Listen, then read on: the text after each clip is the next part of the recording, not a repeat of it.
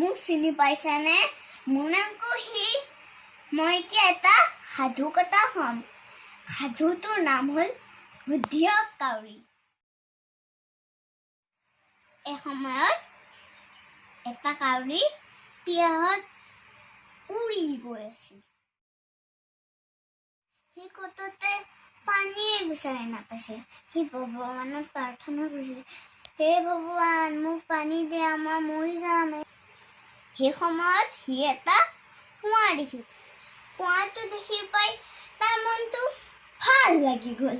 তাৰপিছত সি উৰি কেনে কুঁৱাটোৰ ওচৰত গ'ল। কুঁৱাটোৰ ওচৰত গৈ দেখা পালে তাত পানীয়ে নাই। তাৰ মনটো আকৌ দুখ লাগি গ'ল। তাৰপিছত সি ভগৱানক দুখতে কৰে, হে ভগৱান, তুমি মোক কিয় সহায় নকৰা? সেই বুলি কৈ উৰি গ'ল। উৰি গৈ সি এটা কলহ দেখি পালে। কলহ দেখি তাৰ মনটো ভাল লাগি গ'ল।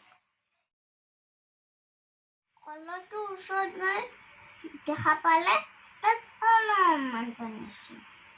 তেতিয়া তাৰ মনটো দুখ লাগি গ'ল। লগে লগে তাৰ এটা বুদ্ধি আহিল।